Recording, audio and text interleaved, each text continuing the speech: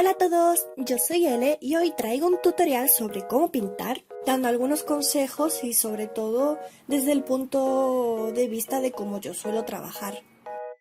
Aquí estáis viendo el liner de una comisión que hice recientemente y el primer consejo que os voy a dar es cerrar muy bien las líneas de tu dibujo. No es algo necesario porque muchos artistas dibujan sin el cubito seleccionador, pero en mi caso yo sí que lo uso y por eso recomiendo que la línea esté cerrada. Ahora veréis por qué lo estoy diciendo. En la capa en la que se encuentra el liner vamos a seleccionar fuente de selección. Esto hace que con el cubito y eligiendo las características transparencia estricta y fuente de selección podamos pintar una zona en la que las líneas estén cerradas sin necesidad de usar el pincel. Y hablando sobre las otras opciones, empezando por la transparencia estricta, sirve para colorear en zonas en las que no haya nada. Es decir, como he dicho antes, en una zona donde las líneas estén cerradas, tú podrás rellenarlas ya que dentro de esas líneas no hay nada, es transparente. La transparencia estricta y la transparencia poco definida se diferencian bastante poco, así que paso mejor a explicar la diferencia de color. En la diferencia de color, aunque dentro de las líneas esté ya dibujado, por ejemplo tenemos una zona roja y una zona verde, si clicamos con el cubo encima de la zona roja podremos cambiar solo el color de esa zona. Estas tres son el modo de detección. Ahora, el objetivo referente a qué es lo que está seleccionando, tenemos capa activa. Capa activa es que tú estás dibujando o rellenando justamente en la capa donde está el liner o el objeto. La fuente de selección, que es lo que yo estoy utilizando, se refiere a que una capa diferente es ese objetivo. Por lo tanto, aunque estemos en una capa diferente, colorearemos justamente en la zona en la que cliquemos. Y el de toda la imagen es un poco más complejo de explicar y es mejor viendo ejemplos, pero igualmente intento un poco explicar.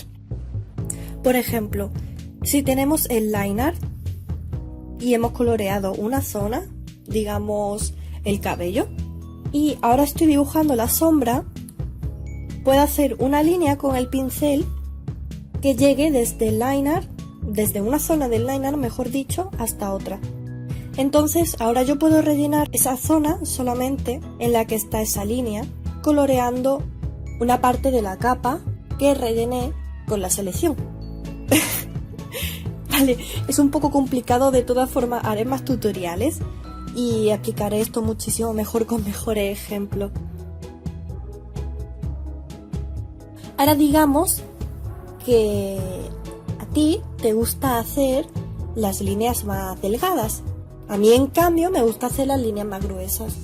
Como hay diferentes gustos, podemos utilizar esta barrita en la que si disminuimos el número, podremos colorear mejor dentro.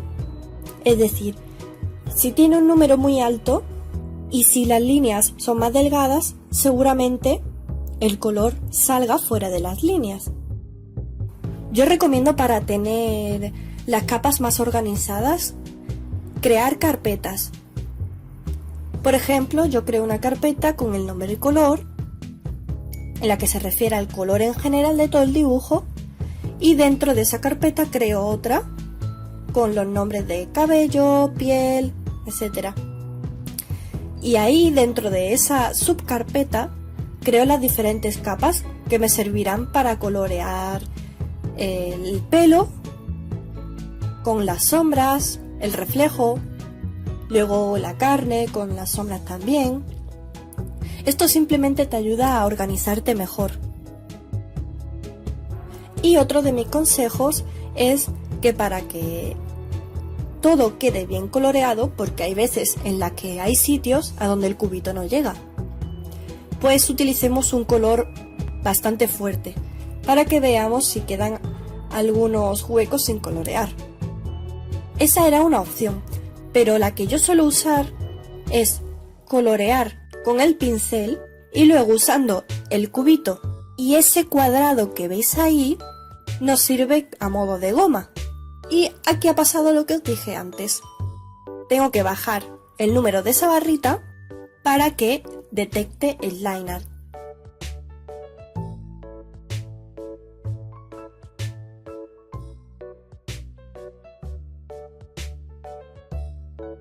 Ahora simplemente preservamos la opacidad en la capa del pelo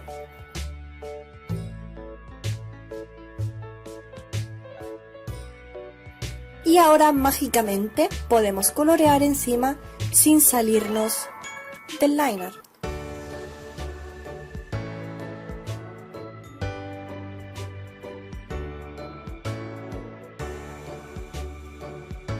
Ahora he creado otra carpeta para colorear la piel.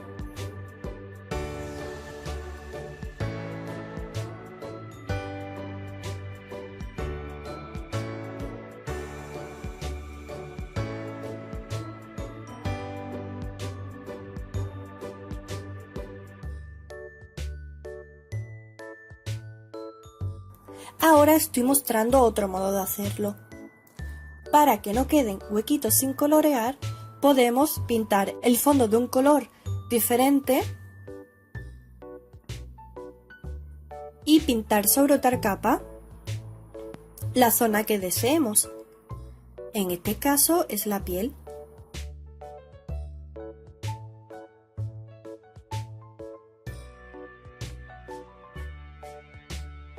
Y así sucesivamente coloreo el resto del cuerpo.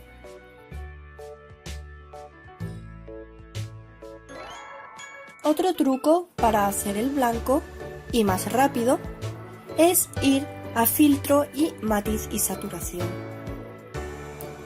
Si nos vamos aquí en luminiscencia lo llevamos al 100% y de repente esa capa se convierte en blanco. Asimismo, si llevamos el nivel a 0, se convierte en negro.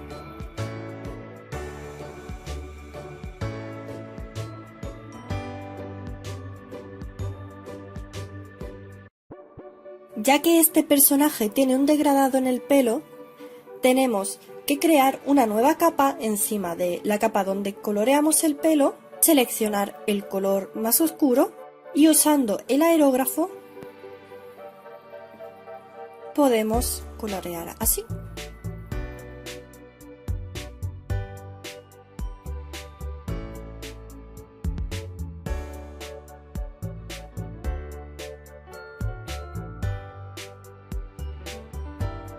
A mí, sinceramente, es la opción que menos me gusta. Prefiero usar el pincel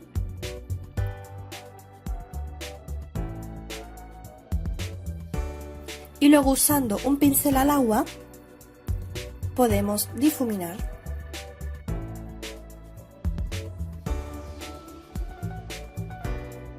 Y de esta forma queda mucho más natural.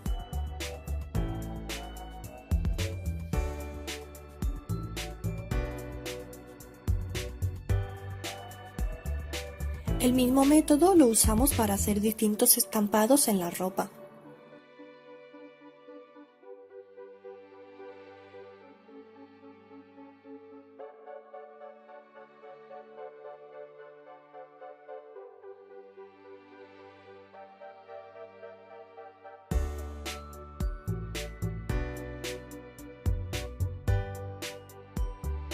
¿Y qué pasa cuando queremos sombrear una capa con diferentes tonos? Tenemos que crear otra capa y usarla en el modo multiplicar. Esto hace que con el color con el que pintemos encima se vea que debajo hay diferentes colores.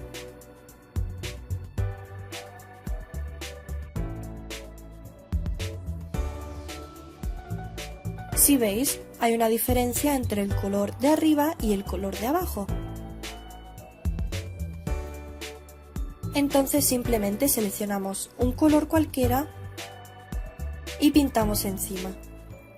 Para saber la tonalidad exacta, podemos ir a filtro de nuevo y usar el modo de saturación. Jugamos con la luminiscencia también, tal vez con el matiz, y encontramos el tono que deseamos. Obviamente tenemos que ir a la capa normal para obtener ese color y volverlo a usar en el modo multiplicar. Ahora lo único que nos queda es colorear las sombras.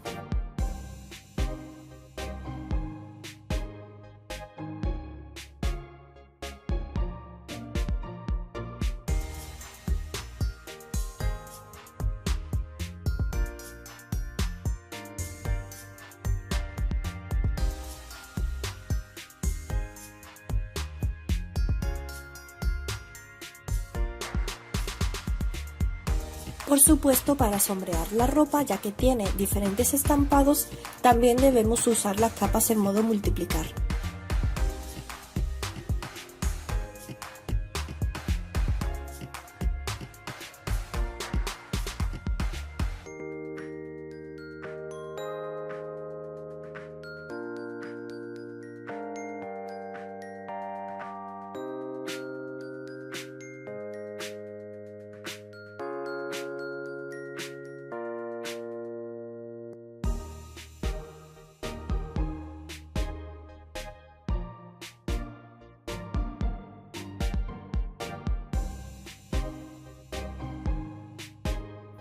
Y este es el resultado final.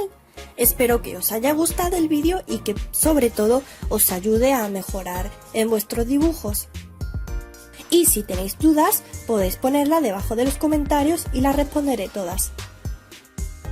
Muchas gracias por ver el vídeo y nos vemos en el próximo.